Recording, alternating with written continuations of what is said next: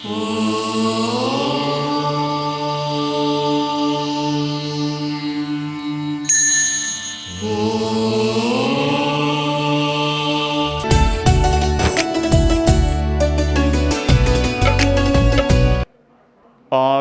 वाङ्मय में कहा गया है, तम देहवासम असुइम असासयम सया चए नित्य हियट्ठियप्पा छिन्दित्तु जाई मरणस्य बंधनम उवे इ भिक्षु अपुणागमम गयिम त्रिवेणी। हमारा शरीर अशुचिपूर्ण भी है और अशाश्वत भी है। आत्मा एक अपेक्षा से शाश्वत है और शरीर विनाश धर्मा होता है। आत्मा शरीर से अलग भी है और वह नित्य है, शाश्वत है। परम पूज्य आचार्य महाप्रज्ञ जी के गीत में कहा गया, आत्मा भिन्न शरीर भिन्न है, तुमने मंत्र पढ़ाया। आत्मा अचल अरुज शिव शाश्वत नश्वर है यह। आत्मा आत्मा के द्वारा ही आत्मा में लय पाए, चैत्य पुरुष जग जाए। देव तुम्हारा पुण्य नाम मेरे मन में रम जाए, चैत्य पुरुष जग।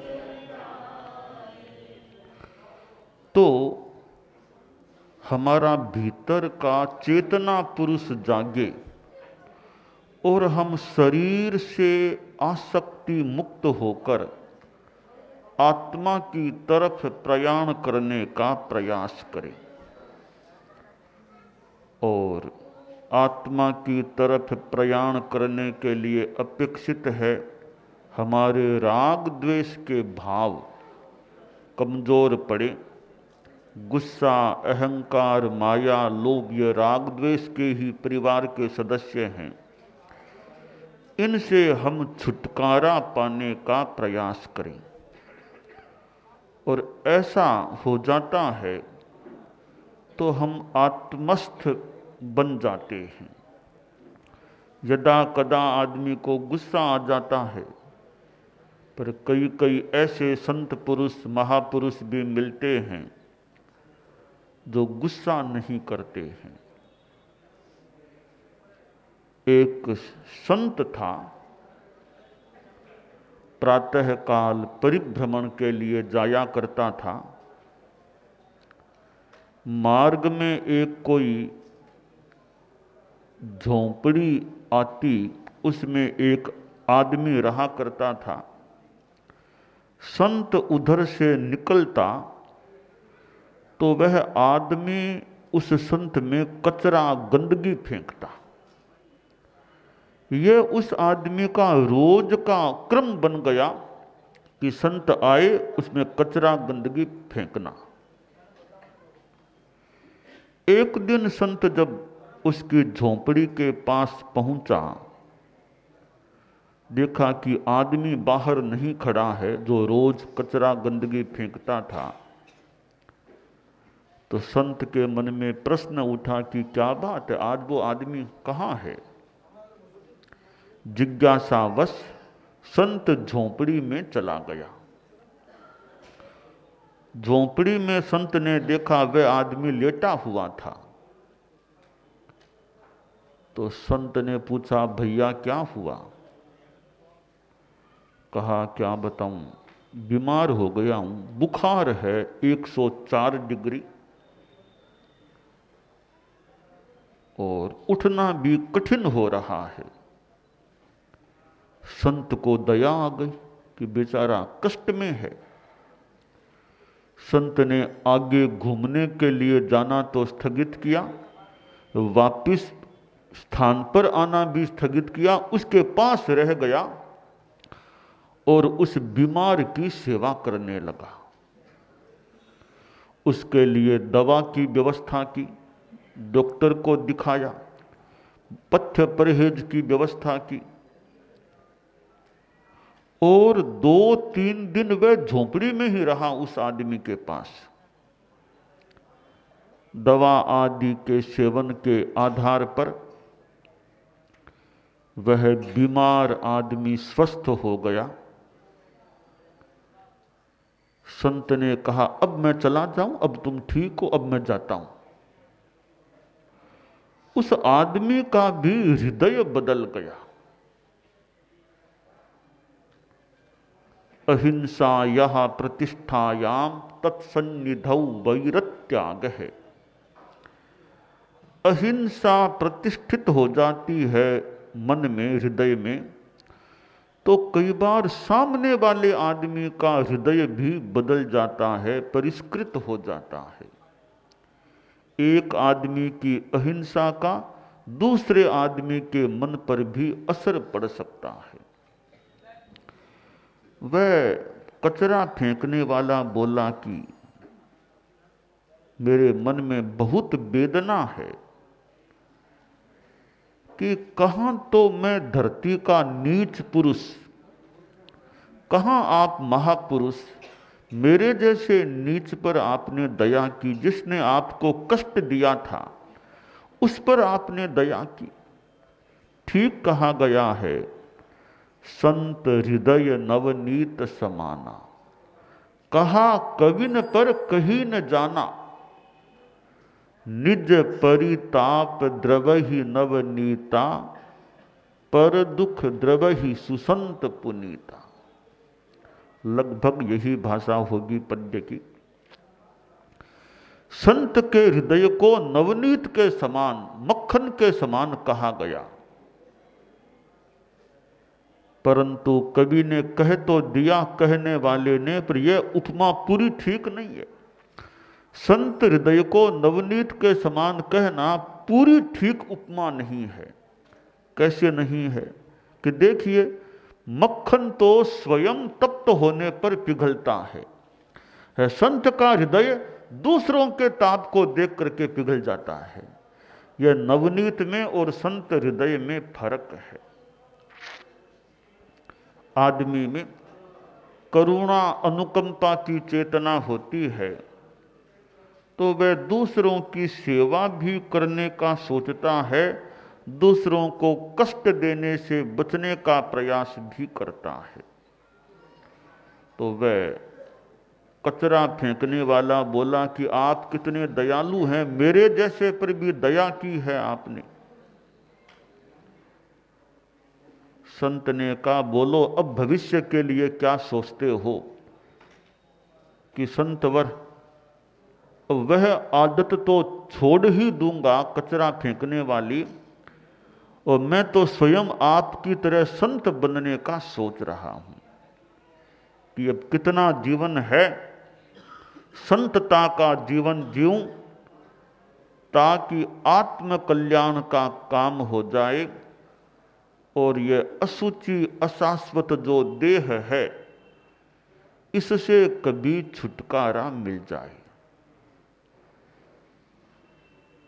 धर्म गुरुओं की, संतों की, धर्म की शरण में आने वाला आदमी इस अशाश्वत देह से कभी छुटकारा प्राप्त कर सकता है।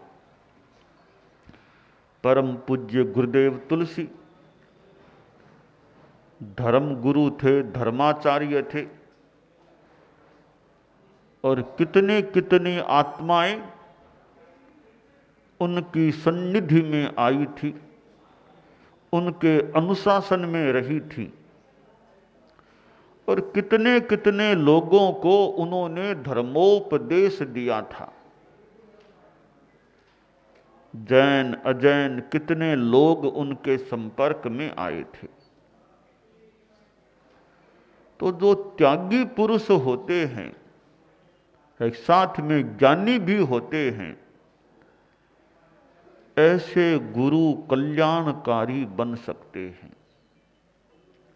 हम वर्तमान जीवन को देखें तो हमें भविष्य के बारे में भी सोचना चाहिए कि आगे मेरा क्या होगा, आगे की सुध ले ही। इस जीवन में भी आगे के बारे में सोचना होता है। हम तो और आगे इस जीवन के बाद के लिए भी सोचें, बाद में मेरा क्या होगा। केवल इस जीवन को ही न देखें, परलोक की तरफ भी ध्यान दें, और परलोक अगले जन्म की तरफ ही क्या, मोक्ष की ओर भी ध्यान दें कि मेरी आत्मा मोक्ष श्री का वर्ण कैसे और कब कर सकती है। यह अशाश्वत देहवास छूटता है। 5 शरीर बतलाए गए हैं जैन तत्व विद्या में। औदारिक शरीर, वैक्रिय शरीर, आहारक शरीर, तेजस शरीर और कार्मण शरीर। हमारे जो स्थूल शरीर है यह औदारिक शरीर है। देवों के वैक्रिय शरीर होता है। देवों की हाड़ मांस का औदारिक शरीर नहीं होता, उनका अलग किस्म का वैक्रिय शरीर होता है। परंतु हमारा यह औदारिक शरीर महत्वपूर्ण है। महत्वपूर्ण क्यों है कि औदारिक शरीर ही ऐसा शरीर है जिस शरीर से मोक्ष की साधना की जा सकती है। देवता भले कितने ही ऊंचे होंगे, कितने ही समृद्धि संपन्न होंगे, पर मोक्ष की जो साधना औदारिक शरीर वाला कर सकता है, वह साधना वैक्रिय शरीर वाले देवता नहीं कर सकते। तो यह औदारिक शरीर हमें प्राप्त है। 2 शरीर और है इसके साथ, तेजस शरीर और कार्मण शरीर। मोक्ष में जाने के लिए सभी शरीरों से छुटकारा आवश्यक होता है। औदारिक शरीर तो मृत्यु के साथ छूटता है, पर तेजस और कार्मण शरीर साथ में रह जाते हैं। परंतु मोक्ष जाने से पहले तेजस और कार्मण शरीर को भी छूटना पड़ता है। वह नहीं छूटता है, दोनों शरीर वे नहीं छूटते हैं, तो मोक्ष की प्राप्ति नहीं हो सकती। आहारक शरीर है, वह भी होता तो मनुष्य के ही है, और बड़ा एक महत्वपूर्ण शरीर है आहारक शरीर। हर किसी को नहीं मिलता है। किसी किसी मनुष्य को वह लब्धि प्राप्त होती है, उस लब्धि से वह आहारक शरीर का एक पुतला निकलता है। चतुर्दश पूर्वी मुनि हैं, बड़े ज्ञानी संत, पर कोई शंका हो जाए, जैसे कोई प्रश्न करता आ गया, उसके प्रश्न का उत्तर दिमाग में नहीं है, तो वे अपनी लब्धि शक्ति से अपने शरीर से एक पुतला निकालते हैं। बड़ा सुंदर पुतला होता है, वह छोटा सा पुतला होता है, सुंदर, बड़ा सुंदर। वह पुतला सर्वज्ञ भगवान के पास जाता है। सर्वज्ञ भगवान के पास जाकर वहां से उस प्रश्न का उत्तर लेकर के आता है, और फिर वह मुनि उस प्रश्नकर्ता को उस उत्तर के आधार पर जवाब दे देता है। यह सारा काम इतना तुरंत होता है कि संभवतः प्रश्नकर्ता को कई बार पता भी नहीं चले कि बीच में कोई प्रक्रिया हुई है मेरे प्रश्न का उत्तर पाने के लिए। बस सहज भाव से प्रश्नकर्ता को उत्तर संभवतः दे दिया जाता है। वह आहारक शरीर होता है, वह केवल वो कोई कोई मनुष्य ही उसको निकालता है। हर किसी मनुष्य के पास वह नहीं होता। उसको चतुर्दश पूर्वी मुनि लब्धि संपन्न वो विशेष प्रक्रिया से उस पुतले को निकाल करके अपने प्रश्न का उत्तर पाने के उद्देश्य से वह प्रयोग करते हैं, और उस पुतले के वह आहारक शरीर होता है। मोक्ष जाने से पूर्व सारे शरीरों से छुटकारा होना होता है। कार्मण शरीर है, 4 कर्म जो अंत में रहते हैं, प्रथम समय ना सिद्ध 4 कर्माना अंश खपावे, चौथे ठाणे प्रथम उद्देश्य बुद्धिवंत न्याय मिलावे। जब आत्मा सिद्ध बनती है तो सिद्धावस्था के पहले समय में वह कार्मण शरीर यानी 4 अघाती कर्म हैं, उनसे भी छुटकारा मिल जाता है। तो यह देहवास, औदारिक शरीर का देहवास अशुचिपूर्ण है। शरीर के भीतर कितनी गंदगी है, कितना खून मल मूत्र क्या क्या चीजें हैं, जिसे हम आम भाषा में गंदगी कहते हैं, उस गंदगी से युक्त यह शरीर, उसके प्रति भी राग भाव हो जाता है। मल्लीनाथ महिला थी। 24 तीर्थंकरों में एकमात्र महिला मल्लीनाथ भगवान माने गए हैं। हालांकि दिगंबर परंपरा तो उनको भी स्त्री नहीं मानती होगी, पर श्वेतांबर परंपरा में उनको स्त्री माना गया है। सामान्यतया तीर्थंकर साधु ही होते हैं, साध्वी या महिला कभी तीर्थंकर नहीं बनती है। तो विशेष अपवाद या अक्षरा कुछ हो गया तो मल्लीनाथ वो साध्वी के रूप में तीर्थंकर बन गई। आमतौर से कोई साध्वी तीर्थंकर नहीं बनती है। और साध्वी महिला क्यों बनी, उसका कारण भी उनका कोई मायापूर्ण व्यवहार माना गया। मायापूर्ण व्यवहार पिछले जन्म में किया था, इसलिए वो स्त्री बन गई, वरना तो उनको पुरुष ही बनना था। तीर्थंकर बनना था तो पुरुष बनना था, पर स्त्री बन गई थी और तीर्थंकर भी बन गई। मल्लीनाथ महिला थी, उनके प्रति भी कितने व्यक्ति उनके शरीर से आकृष्ट हो गए थे। बाद में उनको भी भान हुआ कि शरीर की क्या स्थिति होती है, शरीर में कितनी अशुचि होती है। तो हमारा शरीर अशुचिमय है। 12 भावनाओं में एक भावना है अशौच भावना, अशुचि भावना। हम शरीर की अशुचिता पर ध्यान देकर के शरीर से ममत्व मुक्ति का अभ्यास करें। हालांकि संभवतः स्थूल आलंबन है अशुचिता का, तो अशुचिता हो शुचिता हो, शरीर से हमारा मोह कम हो जाए, ममत्व भाव कम हो जाए। और कायोत्सर्ग की साधना, जिसमें भेद विज्ञान का आभास अनुभव हो जाए कि शरीर अलग है, आत्मा अलग है। शरीर में आत्मा है पर आत्मा अलग है, शरीर अलग है। अहमन्यः पुद्गलस्तान्यः, आत्मा अन्य है पुद्गलस्तान्य है। आत्मा अन्य है, शरीर अन्य है। यह शरीर अशुचिमय है। आत्मा तो अपने स्वरूप में कितनी शुद्ध होती है, निर्मलतामय होती है, ज्योतिर्मय होती है। हमारा स्वरूप शुद्ध है, ज्योतिर्मय है, निरामय है। शुद्ध ज्योतिर्मय निरामय रूप अपने आप पाएं। हमारा जो स्वरूप जो निर्मल है, अरहत वंदना में कहा गया कि शुद्ध ज्योतिर्मय और निरामय, ऐसा हमारा आत्मा का स्वरूप है। हम उस स्वरूप का साक्षात्कार कभी कर सके, यह हमारे लिए काम्य है। और सिद्ध आत्माएं जो अपने आप में अवस्थित हैं, वहाँ न देह है, न मन है, न ऐसी वाणी है, ऐसी आत्मा का स्वरूप हमें भी प्राप्त हो, यह काम्य है। दानान सिद्धम अभयपयाणम सच्चे सुया अणवज्जं वयन्ति तवे सुया उत्तम बंभचेरम लोगुत्तमे समणे।